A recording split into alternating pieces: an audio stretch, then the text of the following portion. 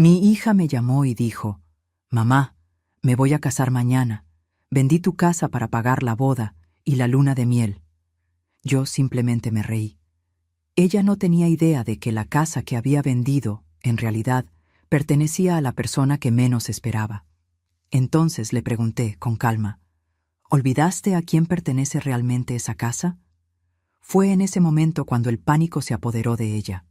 Pero antes de continuar, asegúrate de que ya estás suscrito al canal y escribe en los comentarios: ¿desde dónde estás viendo este video? Mi nombre es Isabel Castillo y tengo 65 años. Pasé la vida entera construyendo todo desde cero, ladrillo a ladrillo, peso a peso. Soy viuda desde hace 15 años y crié a mi única hija, Fernanda, sola desde que ella tenía 12 años. Trabajé en 2 empleos durante años. Me sacrifiqué de todas las formas posibles para que a ella no le faltara nada.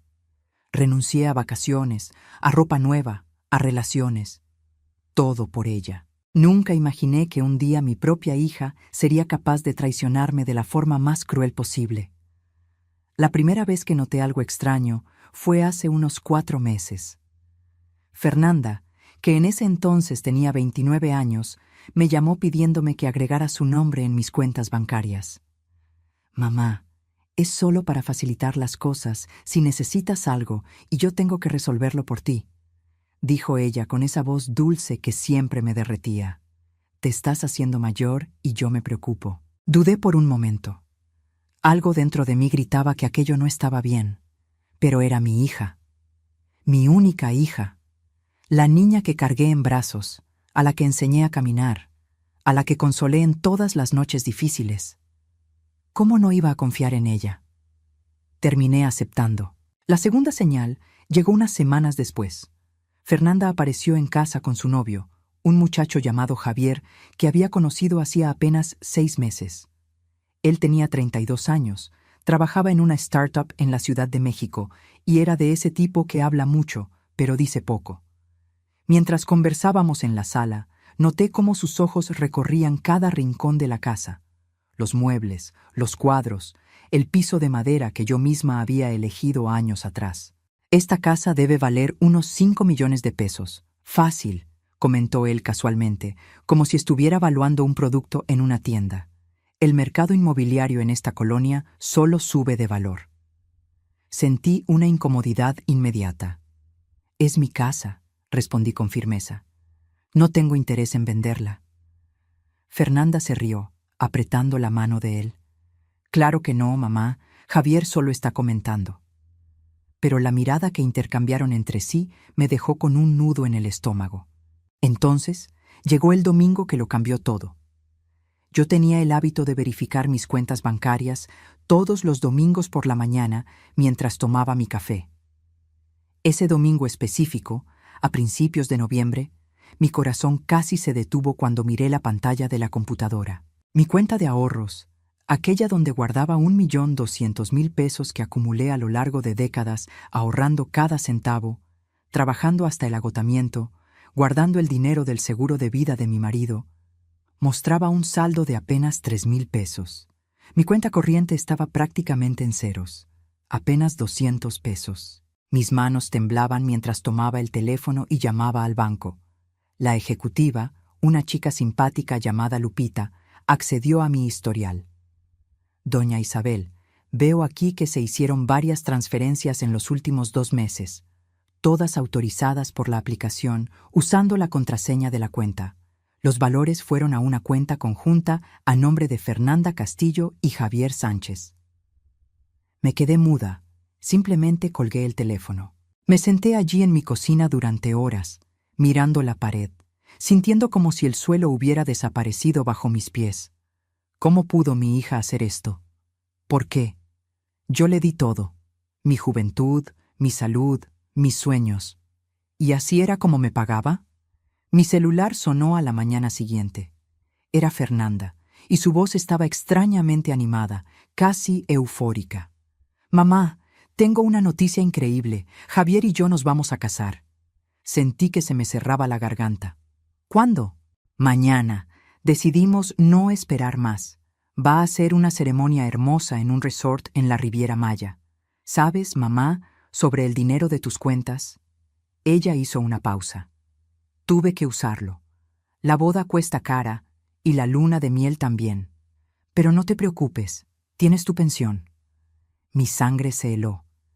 Y hay una cosa más, continuó ella, como si estuviera comentando sobre el clima. Vendí la casa. El mundo se detuvo. ¿Hiciste qué? Vendí la casa, mamá. Conseguí un excelente trato, 5 millones de pesos. Usé el poder notarial que firmaste cuando estabas enferma el año pasado, ¿recuerdas? La escrituración se hizo ayer. Tienes 30 días para salir. Recordé vagamente un período en el que estuve muy enferma con una gripe fuerte, casi neumonía. Fernanda me había llevado al hospital y me había ayudado con varios papeles. Yo tenía fiebre, estaba confundida, tomando medicamentos fuertes. ¿Acaso firmé algo sin darme cuenta? El dinero de la casa va para el enganche de un departamento hermoso que encontramos en Polanco, continuó ella. Oye, tengo que irme, mamá. La organizadora de la boda me está llamando. Hablamos después de la luna de miel, ¿va? Bye. La llamada se cortó. Me quedé sentada allí, sosteniendo el teléfono, sintiendo un peso aplastante en el pecho. Y entonces, algo extraño sucedió. Comencé a reír. Primero bajito, después más fuerte, hasta que las lágrimas escurrían por mi rostro. Fernanda no tenía idea de lo que acababa de hacer. Aquella casa que vendió, la que ella creía que era mi única propiedad, valuada en 5 millones de pesos, no era donde yo realmente vivía. Era un inmueble que compré hace 12 años como inversión, un departamento de 3 recámaras que yo rentaba a una familia. Estaba registrado a mi nombre para fines de impuestos, pero los inquilinos tenían un contrato válido por más de 18 meses. Mi verdadera casa, aquella donde yo estaba sentada en ese momento, pagada y valuada en casi 8 millones de pesos, estaba registrada en un fideicomiso a nombre de mi madre. Fernanda ni siquiera sabía que este inmueble existía. Mi hija ambiciosa acababa de cometer el mayor error de su vida. La risa fue desapareciendo poco a poco, dejando atrás algo más frío, más duro. Me levanté de la silla y fui hasta mi despacho. Abrí el archivo donde guardaba todos los documentos importantes. Tomé la carpeta con los contratos de renta, los comprobantes de pago de los inquilinos, la escritura del departamento que Fernanda había vendido. Verifiqué también los documentos de la casa donde yo vivía. Todo estaba en orden, registrado en el fideicomiso que mi madre había establecido años atrás, antes de fallecer. Yo era la administradora y beneficiaria, pero la propiedad no estaba directamente a mi nombre. Fernanda creció en esta casa, pero aparentemente nunca entendió la estructura legal detrás de ella. Respiré hondo y comencé a hacer una lista de lo que necesitaba hacer. Primero, denunciar el robo en el Ministerio Público. Segundo, contactar al Departamento de Fraudes del banco. Tercero, contratar a un abogado. Cuarto, avisar a los inquilinos del departamento sobre lo que estaba pasando. Quinto, reunir todas las pruebas del fraude que Fernanda cometió. Pero mientras escribía, mi mano disminuía el ritmo. ¿Realmente quería mandar a mi propia hija a la cárcel? El pensamiento me causaba náuseas físicas. A pesar de todo, ella todavía era la bebé que amamanté, la niña a la que ayudé con la tarea, la adolescente cuyos sueños apoyé. Entonces recordé su voz en el teléfono, alegre, despreocupada. Tienes tu pensión. Como si robar los ahorros de una vida entera de su propia madre no fuera gran cosa. Como si dejarme sin techo fuera solo un pequeño inconveniente. ¿Qué tipo de persona había criado? Esa noche mal pude dormir. Me quedé imaginando la cara de Fernanda cuando descubriera lo que había hecho. ¿Sentiría remordimiento? ¿Pediría disculpas? ¿O me culparía de alguna forma diciendo que yo la había engañado? A la mañana siguiente, llamé al banco a las 9 en punto. Necesito reportar fraude y robo en mis cuentas, dije a la ejecutiva. Y necesito un historial completo de todas las transacciones de los últimos 6 meses. Claro, doña Isabel. Lamento mucho lo ocurrido. Vamos a iniciar una investigación inmediatamente. Enseguida, llamé al licenciado Roberto Mendoza, Un abogado que conocía de mi club de lectura. Le expliqué toda la situación, desde el dinero robado hasta la venta fraudulenta del departamento. Hubo una pausa del otro lado de la línea. Isabel, esto es muy serio. ¿De cuánto dinero estamos hablando? 1.200.000 pesos robados. 5 millones en ganancias de una venta fraudulenta de inmueble. Dios mío, sí, te voy a ayudar. Ven a mi despacho esta tarde. Colgué el teléfono y me miré en el espejo del pasillo. Mi cabello canoso estaba bien peinado, mis ojos castaños claros y determinados. Yo parecía una abuela gentil y bondadosa. Fernanda se había olvidado de que las abuelas gentiles también saben pelear cuando es necesario. Mi hija se iba a casar ese día. Perfecto. Que aprovechara la fiesta, que pensara que había ganado. Yo esperaría, reuniría mis fuerzas y entonces le mostraría exactamente lo que sucede cuando se traiciona a la mujer que te dio la vida. El despacho de Roberto quedaba en un edificio moderno en Reforma. Me senté frente a él y puse mi carpeta de documentos sobre la mesa. Él leyó todo con expresión cada vez más seria, haciendo anotaciones en su libreta. Isabel, esto es peor de lo que imaginé, dijo finalmente, quitándose los lentes. Tu hija falsificó documentos para vender una propiedad que no tenía derecho de vender. Esto no es solo fraude civil, es un delito penal. Ella puede recibir de 5 a 10 años de prisión. Lo sé, respondí en voz baja, pero necesito entender todas mis opciones antes de decidir cómo actuar. Roberto asintió. Vamos a hacer lo siguiente. Primero, registrar el fraude en el banco para bloquear cualquier transacción futura.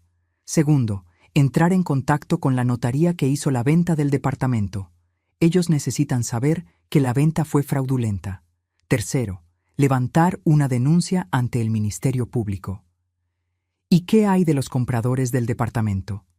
Ellos probablemente van a demandar a Fernanda por fraude cuando descubran que hay inquilinos con contrato válido.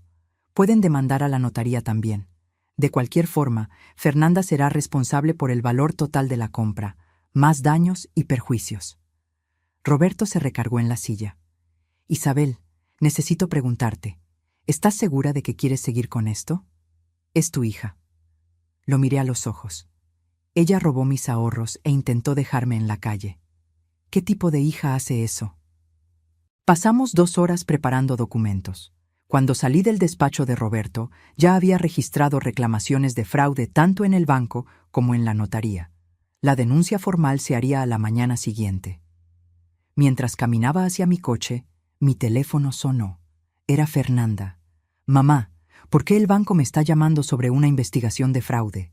¿Qué está pasando? Respiré hondo, manteniendo la voz firme. Fernanda, el banco marcó los retiros de mi cuenta como sospechosos. Es procedimiento estándar cuando grandes cantidades son transferidas. Pero yo soy tu hija, diles que todo está bien. ¿Está todo bien, Fernanda? Tomaste más de 1 millón de pesos sin mi permiso. Su voz cambió, volviéndose más dura. Yo tenía tu permiso, tú me diste acceso a tus cuentas. Para emergencias, no para robar todo lo que tengo. Yo no robé, lo tomé prestado. Javier y yo te vamos a pagar cuando tengamos condiciones. Ella sonaba defensiva ahora, atrapada en la mentira. Y la venta del departamento fue totalmente legal. Yo tenía poder notarial. Fernanda, yo nunca firmé un poder notarial. Silencio. Sí, sí lo firmaste. El año pasado, cuando estabas enferma. ¿Recuerdas que te llevé al hospital? Mi sangre se heló. Yo realmente había estado muy enferma en ese periodo, hospitalizada por 3 días con fiebre alta y problemas respiratorios. Apenas recordaba aquellos días, la confusión, los medicamentos fuertes, el cansancio. ¿Acaso Fernanda se había aprovechado de mi enfermedad para hacerme firmar papeles que yo no entendía? Necesito ver esos documentos, dije. Mamá, deja de complicar las cosas. Todo está dentro de la ley. Su voz cambió, volviéndose suplicante. Por favor, la boda es hoy, no quiero este estrés. Deberías haber pensado en eso antes de robarle a tu madre. Colgué antes de que ella pudiera responder.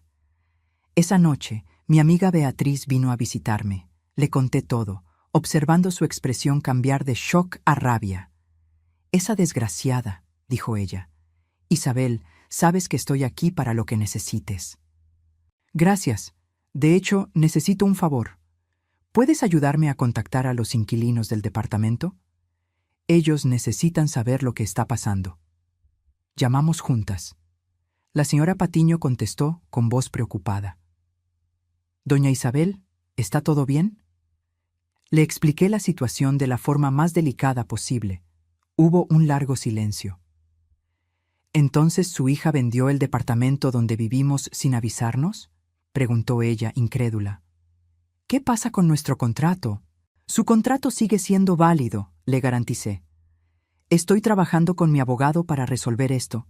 Ustedes están protegidos, pero quería que supieran por si los compradores intentan contactarlos». «Híjole, gracias por avisarnos. Si necesita alguna cosa, declaraciones, testimonios, lo que sea, cuente con nosotros». Después de que colgamos, Beatriz nos sirvió té. «Fernanda no tiene idea de lo que se le viene encima, ¿verdad?». «No», respondí. «Ella piensa que soy solo una vieja a la que puede manipular». A la mañana siguiente recibí un correo electrónico de la notaría. Mis manos temblaban mientras leía. «Doña Isabel, nuestra investigación interna reveló serias irregularidades en la venta del inmueble. El poder notarial presentado por Fernanda Castillo parece contener su firma, pero la certificación corresponde a un notario cuya licencia estaba suspendida en la época. Además, el documento está fechado durante su periodo de hospitalización, pero nuestros registros muestran irregularidades en el proceso. Estamos tratando esto como posible falsificación y fraude. Hemos congelado todos los fondos de la venta mientras la investigación esté en curso. Los compradores han sido notificados y están tomando medidas legales». Reenvié el correo a Roberto con una sola línea. Ella falsificó todo. Esa era la prueba que yo necesitaba. Fernanda no había sido solo imprudente o moralmente cuestionable. Ella había cometido fraude premeditado. Había llevado documentos falsos a mi cama de hospital, haciéndome firmar papeles en blanco mientras yo deliraba. Y después los falsificó. Mi teléfono vibró. Un mensaje de Fernanda. «Mamá, necesitamos hablar. ¿Puedes venir a la boda hoy, por favor? Quiero que estés aquí». Miré el mensaje por un largo tiempo. Ella me quería en su boda. La boda que estaba pagando con mi dinero robado. La fiesta que estaba realizando mientras yo lidiaba con el caos de sus crímenes. Escribí de vuelta: «Estaré ahí». Que se casara con su novio calculador. Que festejara con mi dinero robado. Que creyera que se había salido con la suya. Yo sonreiría, tomaría fotos, jugaría a ser la madre orgullosa. Y cuando ella menos lo esperara, le mostraría las consecuencias de traicionar a la mujer que le dio la vida. La boda fue exactamente como imaginé: cara, ostentosa y vacía de afecto genuino. El resort en la playa brillaba con decoración blanca y dorada. Yo vestía mi mejor vestido azul marino y llegué puntualmente. Fernanda estaba deslumbrante en un vestido de novia que probablemente costó 70,000 pesos. Mis 70,000 pesos. Javier estaba a su lado con un traje claro, sonriendo como si no tuviera ninguna preocupación en el mundo. Cuando me vio, Fernanda vino corriendo. «¡Mamá! ¡Viniste!». Me abrazó fuerte. «Estoy tan feliz de que estés aquí. Sé que las cosas se pusieron raras, pero hoy es un nuevo comienzo para todos nosotros». Me aparté observando su rostro. ¿Ella realmente creía eso? ¿Creía que robarme era solo una cosa rara? «Felicidades, Fernanda», dije calmadamente. «Te ves hermosa». Javier se unió a nosotros, sonriendo. «Isabel, qué bueno que viniste. Fernanda estaba preocupada de que estuvieras molesta con, bueno, ya sabes, el dinero y el departamento. Pero es todo para mejor, de verdad. Tú ya no necesitas ese lugar tan grande y nosotros podemos construir nuestro futuro». «Qué considerado», respondí, manteniendo el tono agradable, pero la mirada fría. La ceremonia fue breve. Me senté en la primera fila, viendo a mi hija prometer amar y honrar a ese hombre que la había ayudado a traicionarme. Durante la recepción, conversé educadamente, Bebí champaña a la que ni le sentí el sabor. Tomé fotos que nunca más quería ver. Entonces, justo cuando cortaron el pastel, mi celular vibró. Un mensaje de Roberto. La fiscalía abrió la carpeta de investigación. Se están preparando los cargos de fraude. Puedes proceder. Miré a Fernanda, riendo con sus amigas, completamente ajena a lo que estaba por venir. Todavía no, pensé. Deja que disfrute este momento. Sería su último momento feliz por un buen tiempo. La confrontación ocurrió 4 días después.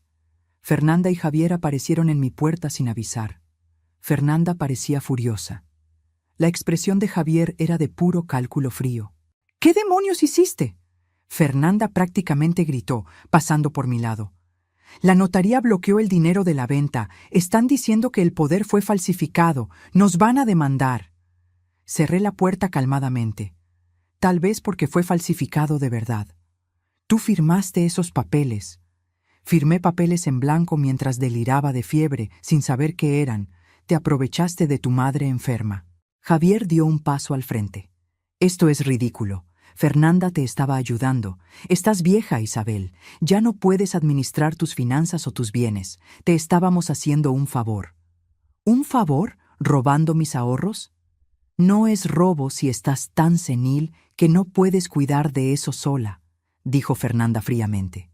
Su máscara había caído, revelando a la persona fría y calculadora por debajo. Tú eres mi madre. Todo lo que tienes debería venir a mí eventualmente. Nosotros solo lo necesitábamos ahora. Entiendo, dije en voz baja. Entonces ese era el plan desde el inicio. Robar a la propia madre y construir su vida con su dinero. Javier se rió, una risa áspera. ¿Crees que eres tan lista? ¿Vas a retirar esas acusaciones o vamos a hacer de tu vida un infierno? Vamos a decir a todo el mundo que tienes demencia. Vamos a declararte en estado de interdicción. Vamos a meterte en un asilo. Sentí un escalofrío recorrer mi espalda. ¿Eso es una amenaza? Es una promesa, dijo Fernanda con voz baja y amenazadora. Mamá, estoy tratando de ser buena onda. Solo dile al banco y al notario que cometiste un error. Di que autorizaste todo, y así podemos seguir adelante. ¿Y si no lo hago? Fernanda se acercó, quedando muy cerca de mí. Vas a descubrir qué tan difícil puede ponerse tu vida. Nosotros también tenemos abogados.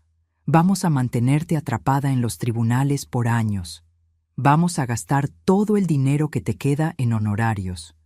Vamos a asegurarnos de que todos sepan que eres una vieja confundida que no recuerda lo que firmó. Por un momento, sentí miedo genuino. No de sus amenazas.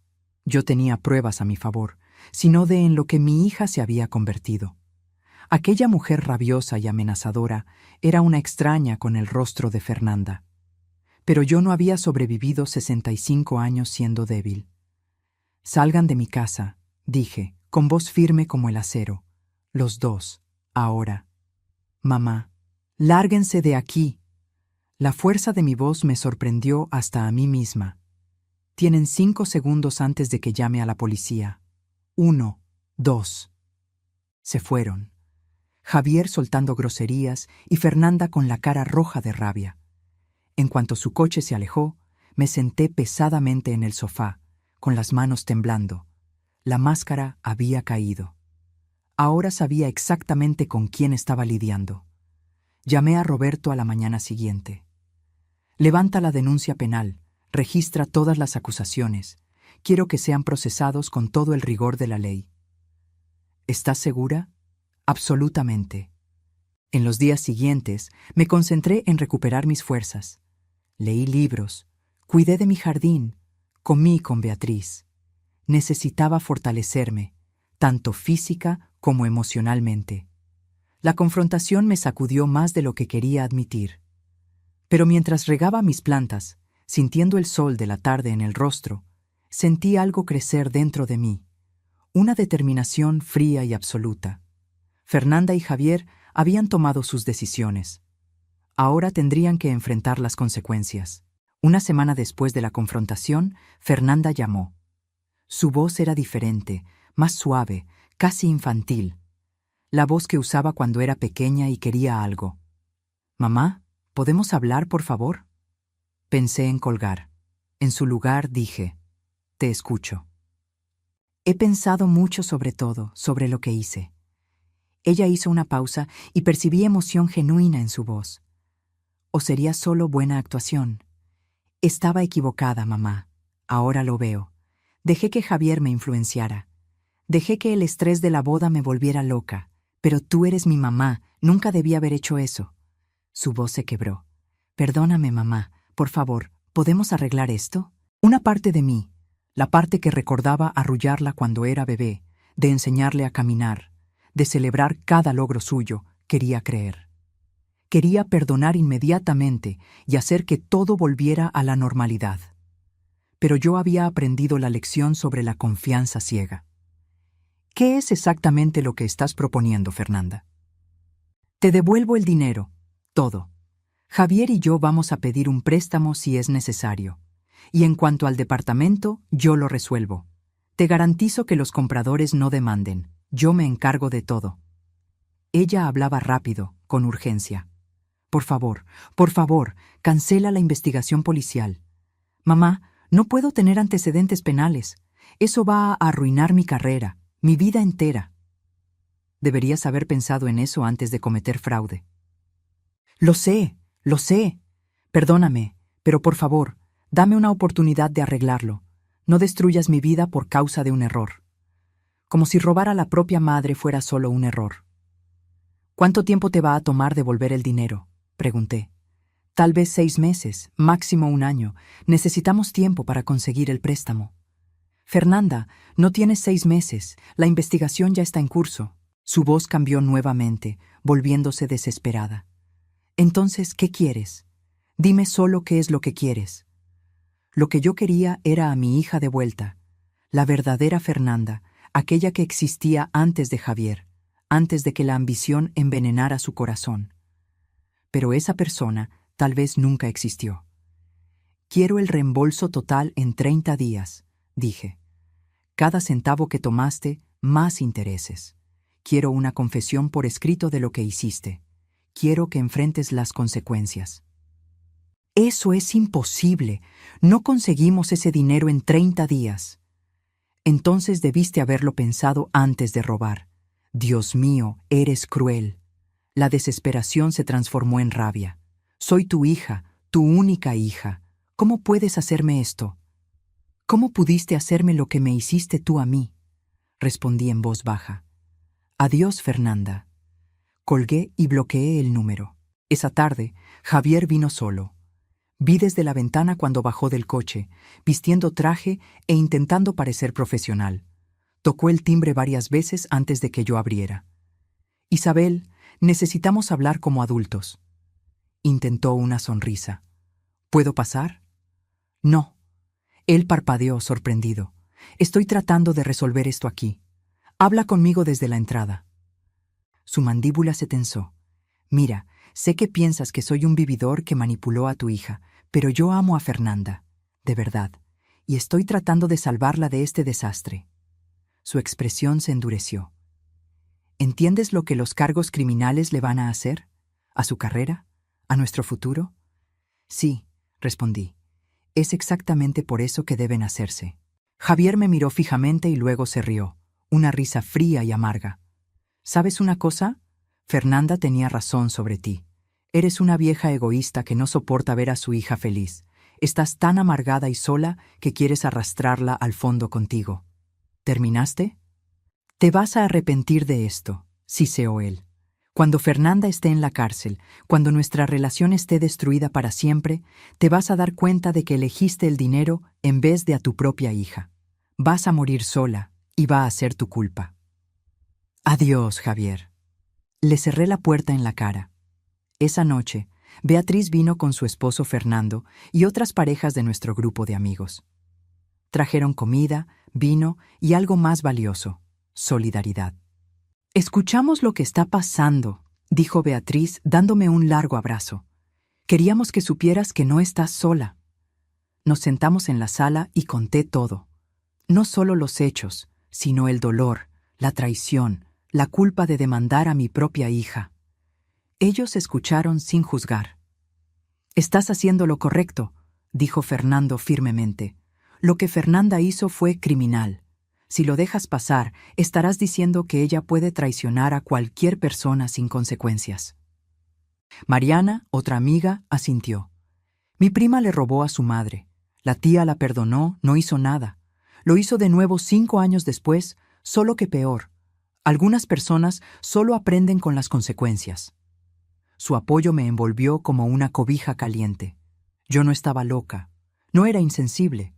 Era una mujer protegiéndose de alguien que había probado no ser de confianza, aunque esa persona fuera mi hija. Cuando se fueron, Beatriz me apretó la mano. «Sé fuerte, Isabel. Estás haciendo lo más difícil, pero es lo correcto». Esa noche me fui a dormir sintiendo algo que no sentía hace semanas. Paz. Una paz fría y dura. Fernanda y Javier intentaron manipulación, amenazas y culpa. Nada funcionó porque yo tenía algo que ellos no entendían. Principios, amor propio y amigos que me recordaban mi valor. A la mañana siguiente llamé a Roberto. Sin acuerdos, sin concesiones. Vamos a proceder con el proceso completo. «Entendido», dijo él. «Isabel, por lo que vale, creo que eres increíblemente valiente». ¿Valiente o derrotada? No estaba segura, pero sabía que no retrocedería. Lo intentaron una vez más. Un domingo por la mañana, cuando la colonia estaba tranquila, vi desde la ventana a Fernanda y Javier subiendo la entrada de coches con pasos cuidadosos. Fernanda traía flores. Javier tenía una caja de chocolates. Ofrendas de paz. Casi no abro, pero la curiosidad ganó. ¿Qué nueva estrategia habrían inventado? «Mamá». La voz de Fernanda era suave, sus ojos rojos como si hubiera llorado. «Por favor, danos solo 5 minutos. Es todo lo que pedimos». Contra mi sentido común, los dejé entrar. Nos sentamos en la sala, ellos en el sofá, yo en el sillón, manteniendo distancia. Fernanda puso las flores en la mesa. Gerberas rosas, mis favoritas. Claro que se acordó. «Mamá, nos equivocamos», comenzó Fernanda, «en todo. La forma en que te hablamos, las cosas que dijimos, fue imperdonable». Se inclinó hacia adelante. «En las últimas semanas no he podido dormir. Me quedo pensando en lo que hice, en cómo te lastimé. Eres mi madre. Me criaste sola. Me diste todo. Y yo te pagué con traición». Era exactamente lo que yo quería escuchar. Entonces, ¿por qué sonaba ensayado? Javier habló a continuación, con voz baja. «Isabel, yo también te debo una disculpa. Fui terrible contigo. Dije cosas crueles. La verdad es que tenía miedo». Miró sus manos. «Mis padres son humildes. Crecí sin nada. Cuando conocí a Fernanda, vi una oportunidad de tener una vida mejor y presioné demasiado. Forcé cosas que no debí». «¿Cosas que la convenciste de hacer?», pregunté en voz baja. «Sí», admitió él, mirándome a los ojos. «Fue idea mía. El dinero, el departamento. Fernanda no quería. Yo la convencí. Dije que no te haría falta, que tú querías que ella fuera feliz». Su voz falló. «Estaba equivocado. Perdóname». Fernanda extendió la mano. No la tomé. «Mamá, queremos arreglar esto. Estamos dispuestos a hacer lo que sea necesario. Ya pedimos una segunda hipoteca sobre nuestro departamento. Podemos darte 1 millón de pesos en 2 semanas. El resto va a tardar, pero vamos a pagar cada centavo». «Con intereses», añadió Javier rápidamente. «Lo que te parezca justo». «¿Y los cargos criminales?», pregunté. El rostro de Fernanda se cerró. «Es eso, mamá. Si tengo antecedentes penales, pierdo mi trabajo. Trabajo con ventas corporativas. Me van a despedir inmediatamente. ¿Y cómo te voy a pagar de vuelta? ¿Cómo voy a tener un futuro?». Ella sostuvo mi mano. «No estoy pidiendo perdón. No lo merezco. Pero te ruego que me des una oportunidad de arreglarlo sin destruir todo mi futuro. Por favor, mamá». «Queremos tener hijos», dijo Javier. «Fernanda quiere darte nietos, pero ella no puede hacer eso desde la cárcel». Nietos. La palabra me golpeó como un puñetazo. Yo soñaba con ser abuela, con cargar a los bebés de Fernanda, con transmitir historias de nuestra familia. Ellos sabían exactamente dónde atacar. Piénsalo bien, insistió Fernanda. ¿Realmente quieres que tus nietos visiten a su madre en la cárcel? ¿Quieres que crezcan sabiendo que fue la abuela quien puso a su madre tras las rejas? Analicé a los dos. La actuación era buena. Las lágrimas de Fernanda parecieron genuinas. El remordimiento de Javier pareció real. Claramente habían ensayado todo. Pero noté pequeños detalles. La forma en que los ojos de Javier se volteaban hacia el reloj. La presión de la mano de Fernanda intensificándose cuando no respondí inmediatamente. La tensión en sus hombros. ¿Qué pasa si digo que no?, pregunté en voz baja. El cambio fue instantáneo. La expresión de Fernanda se endureció. Javier se recargó, cruzando los brazos. «Entonces estás eligiendo destruir a tu hija», dijo Fernanda secamente.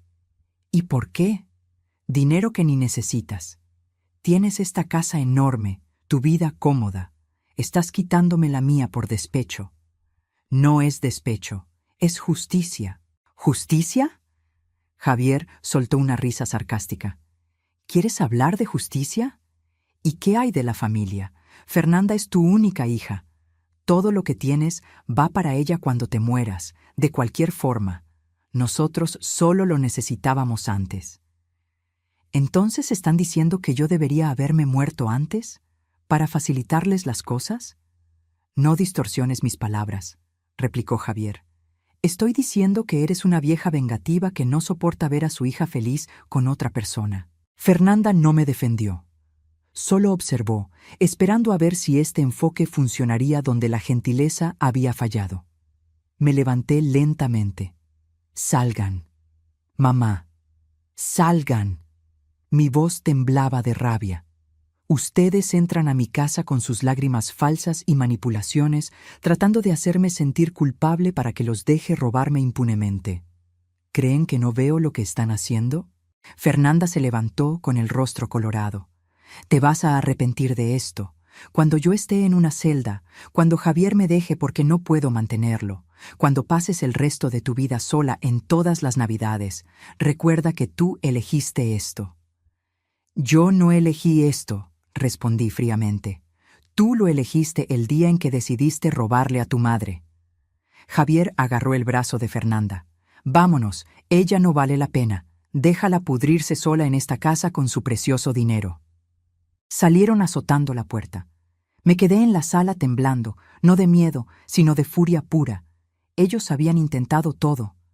Disculpas, manipulación, culpa, amenazas. Me ofrecieron nietos como moneda de cambio. Pero bajo la rabia sentí otra cosa. Un hilo frío de miedo. ¿Y si Fernanda tuviera razón? ¿Y si la estuviera destruyendo? ¿Y si, años después, me arrepintiera? No. Alejé esos pensamientos. Hoy vi más allá de las máscaras. Vi el cálculo, la manipulación, la completa falta de remordimiento genuino. Ellos no estaban arrepentidos de lastimarme. Estaban arrepentidos de haber sido atrapados. Tomé las gerberas que Fernanda trajo y las tiré a la basura. Después llamé a Roberto. Intentaron manipularme de nuevo para que retirara los cargos. Le conté sobre la oferta de restitución parcial a cambio de no demandar. ¿Qué les dijiste? Les ordené que salieran de mi casa. Hubo una pausa, después la risa cálida de Roberto. Muy bien, Isabel. Eso requirió mucha fuerza. Fuerza. ¿Era eso? ¿O era terquedad, orgullo, venganza? Ya no lo sabía, pero sabía que no podía retroceder. No después de que me mostraran tan claramente quiénes eran realmente. El día de la audiencia llegó 6 semanas después. Roberto me preparó para todo. El proceso, las preguntas, la posibilidad de que Fernanda aceptara un acuerdo.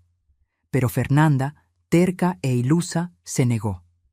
Ella insistió en pelear, convencida de que persuadiría al juez de que era la hija contra la madre vengativa. Vestí un traje sastre gris simple, maquillaje discreto. Roberto me aconsejó parecer comprensiva pero fuerte. «No eres víctima», dijo. «Eres sobreviviente». El tribunal estaba frío, luces fluorescentes reflejándose en el piso pulido. Me senté detrás de la mesa de la acusación, manos calmadamente cruzadas. Fernanda estaba del otro lado con Javier y su abogado, un hombre elegante llamado Licenciado Silva, especialista en defensa penal. Cuando los ojos de Fernanda encontraron los míos, vi algo inesperado, miedo genuino, perfecto. Ella estaba empezando a entender que aquello era real. La fiscal, doctora Andrea Cortés, había construido un caso sólido. Registros bancarios mostrando transferencias no autorizadas, testimonio de la notaría sobre el poder falsificado, análisis pericial de la firma fraudulenta, testimonio de los inquilinos sobre la venta ilegal. La estrategia de defensa de Fernanda quedó clara. Pintarme como confundida y vengativa. Afirmar que ella actuó con mi permiso. Sugerir que yo estaba arrepentida de haber ayudado a mi hija. El lic. Silva hizo su declaración inicial. Damas y caballeros, este es un caso de malentendido familiar. Isabel Castillo le dio a su hija Fernanda acceso a las cuentas y la autorizó a administrar sus bienes. ¿Por qué? Porque ella tiene 65 años, vive sola, necesitaba ayuda. Fernanda no le robó a su madre, actuó con su bendición. Pero ahora, influenciada por terceros y sufriendo de confusión mental relacionada con la edad, la señora Castillo reescribió la historia. Sentí la rabia hervir, pero mantuve la expresión neutra. El juicio transcurrió metódicamente. Andrea llamó testigo tras testigo. El representante del banco testificó que llamé inmediatamente después de descubrir la desaparición de los fondos, trastornada. El representante de la notaría explicó los documentos fraudulentos. La perito en caligrafía mostró cómo mi firma en el poder no correspondía a la normal. Estaba temblorosa, incierta, congruente con alguien enfermo. Entonces llegó mi turno. Subí al estrado, puse la mano sobre la Biblia, juré decir la verdad. Andrea me guió por la historia con delicadeza, pero firmeza. Expliqué mi relación con Fernanda, mi orgullo por haberla criado sola, mi devastación al descubrir la traición. Señora Castillo, ¿usted dio permiso para que Fernanda retirara 1.200.000 pesos? No, respondí claramente. Nunca. ¿Usted dio permiso para que ella vendiera el departamento rentado? No. Ese inmueble genera renta que complementa mi pensión. Jamás autorizaría la venta. ¿Usted firmó un poder notarial dando a Fernanda control sobre sus finanzas? No conscientemente. Fui hospitalizada con fiebre alta. Fernanda trajo papeles diciendo que eran formularios del hospital. Yo estaba casi inconsciente. No recuerdo haber firmado nada. El lic. Silva me interrogó agresivamente, intentando pintarme como vengativa y confundida. Pero yo estaba preparada. Mantuve la calma. Respondí directamente. Nunca perdí la compostura. ¿No es verdad, señora Castillo, que usted resiente el matrimonio de Fernanda? No. Resiento que Fernanda haya robado mis ahorros. ¿Ustedes ya discutieron sobre su relación? Ya conversamos, pero no sobre su elección de marido, sobre robo y fraude. Usted es una mujer solitaria, ¿no? Vive sola, sin familia cercana más allá de Fernanda. Estoy satisfecha con mi vida. Ser independiente no me vuelve vengativa. El lic. Silva intentó varios enfoques, pero nada funcionó. Yo tenía la verdad de mi lado. Entonces, Fernanda subió al estrado. El lic. Silva contó la versión de ella. Cuánto se preocupaba por mí, cómo pedí ayuda con las finanzas, cómo me alegré de ayudar con la boda. La actuación de Fernanda fue impecable, conmovedora. Entonces, Andrea interrogó y todo se desmoronó. Señorita Castillo, usted testificó que su madre pidió ayuda para administrar las finanzas. ¿Cuándo exactamente hizo ella esa petición? Fernanda dudó. Venía sucediendo desde hacía meses. ¿Puede proporcionar documentación de ese acuerdo? ¿Correos, mensajes, cartas? Fue verbal. Entiendo. ¿Y el poder notarial? Usted dijo que ella firmó voluntariamente en el hospital. Sí. Pero la certificación notarial se hizo en una notaría cuya licencia estaba suspendida. ¿Cómo fue eso posible? El rostro de Fernanda palideció. No sé. Tal vez haya un error. ¿Un error? ¿O usted falsificó la autenticación después de obtener la firma bajo falsos pretextos? Yo no falsifiqué nada. Señorita Castillo, hablemos sobre la venta del departamento. ¿Usted informó a los compradores sobre los inquilinos con contrato válido? Pensé que habían sido notificados. ¿Por quién? El agente inmobiliario debería haber notificado. Usted se estaba presentando como propietaria, con autoridad para vender. ¿No tenía la responsabilidad de divulgar todos los hechos? Fernanda tartamudeaba, contradiciéndose, su historia desmoronándose. Andrea insistió. La verdad es que usted sabía exactamente lo que estaba haciendo. Falsificó documentos, vendió una propiedad que no le pertenecía, robó los ahorros de su madre. Todo para financiar su boda, ¿no es verdad? No, yo estaba ayudando a mi madre. ¿Ella quería ser robada? ¿Quedarse sin techo? El LIC. Silva argumentó, pero el daño estaba hecho. La jueza vio a Fernanda entrar en pánico, contradecirse, ser desenmascarada como mentirosa. Cuando los alegatos finales terminaron, sentí una calma extraña. Todo había terminado. No el juicio.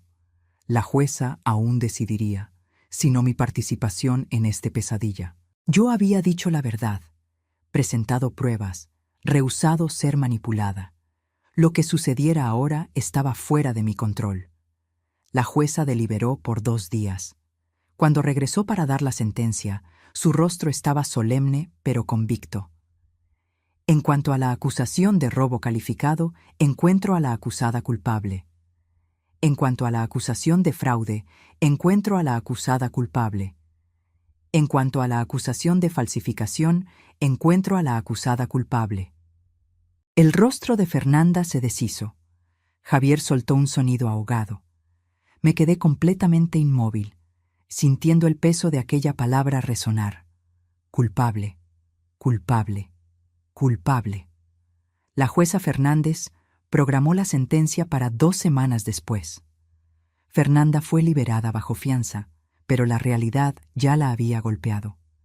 Ella iría a prisión. Su vida, como la conocía, había terminado. Afuera, los reporteros esperaban. Roberto me avisó que estarían allí. El caso había atraído atención. Madre anciana demanda a hija por robo. Señora Castillo, ¿cómo se siente sobre el veredicto?, preguntó un reportero. Me detuve, pensé, y luego hablé claramente. Siento que se hizo justicia. Lo que mi hija hizo fue criminal. Ella traicionó a la persona que más la amaba y debe enfrentar las consecuencias. ¿Tiene algún mensaje para otras familias lidiando con abuso financiero?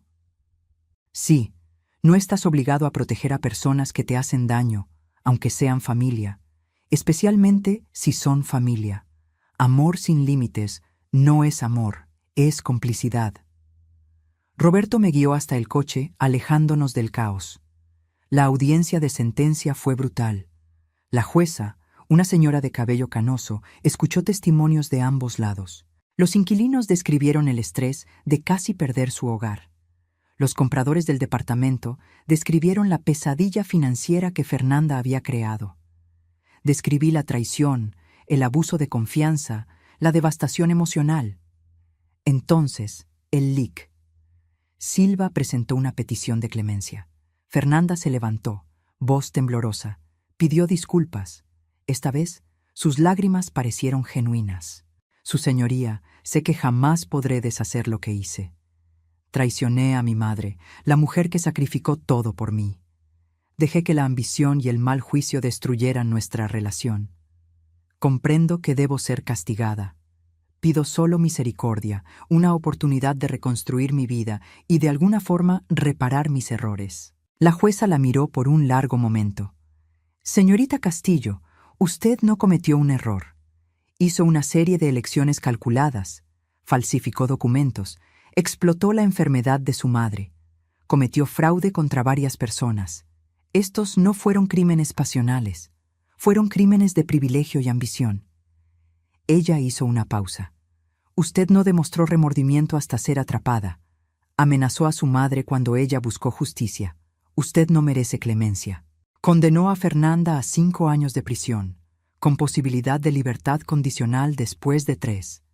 Además, restitución integral para mí y los compradores, más gastos judiciales.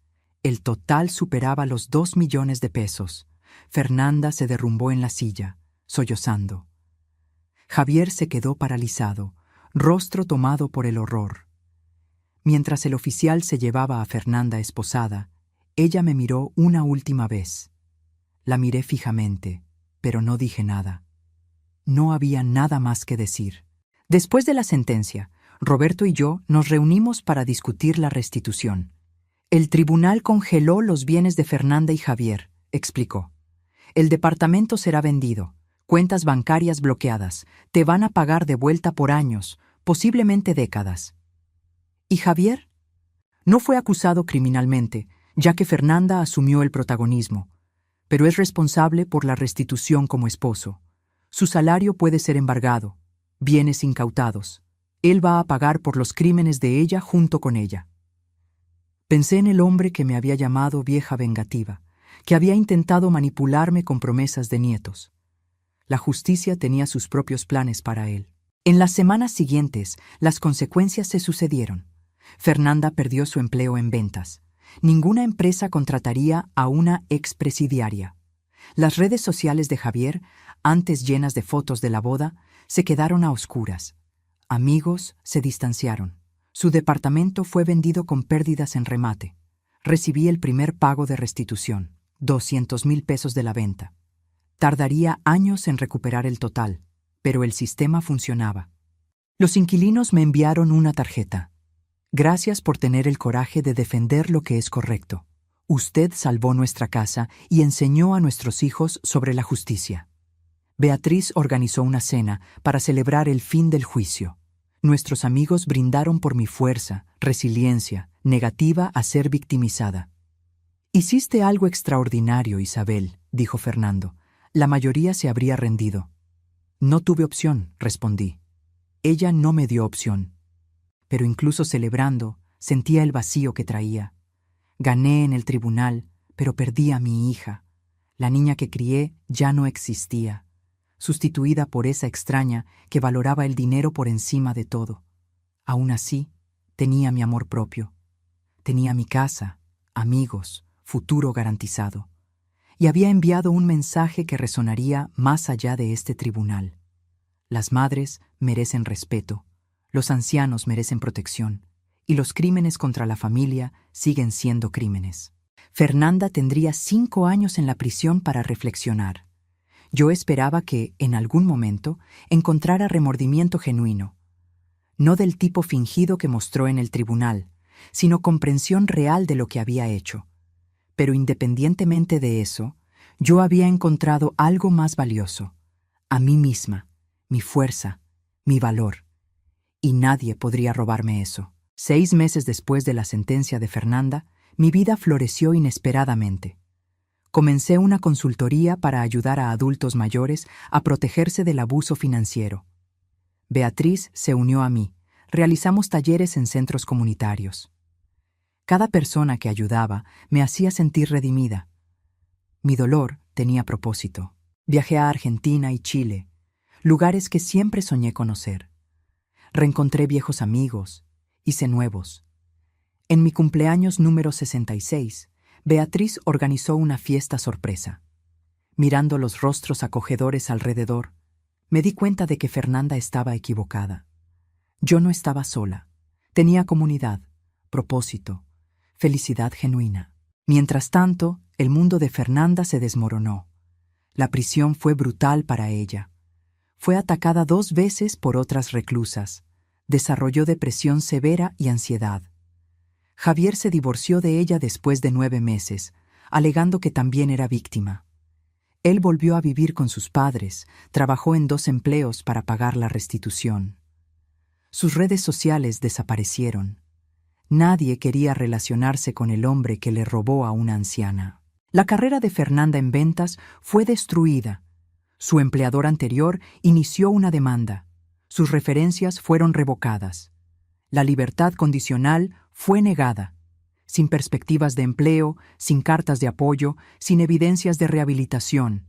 Ella cumpliría los 5 años íntegramente. Yo me había elegido a mí misma y, paradójicamente, esa elección me llevó al período más rico de mi vida. Conocí a un hombre maravilloso llamado Pablo en el club de lectura. Empezamos como amigos, después algo más. Él era viudo también. Entendía mi dolor, mi camino. No era un romance ardiente de juventud, sino algo más profundo: compañerismo, respeto, amor maduro. Mi consultoría creció. Ayudé a decenas de ancianos a protegerse de hijos, nietos, sobrinos ambiciosos. Cada caso me recordaba por qué luché, por qué no retrocedí, por qué elegí la justicia sobre la culpa.